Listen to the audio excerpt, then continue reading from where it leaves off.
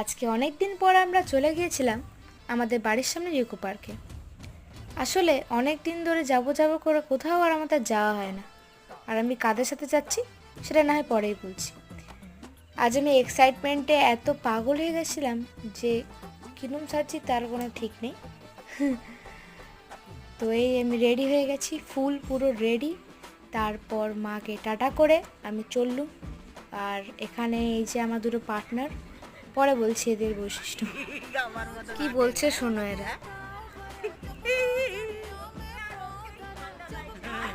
তারপর ওখান থেকে আমরা তিনজন চলে গেলাম, তিন সখী বলতে পারো।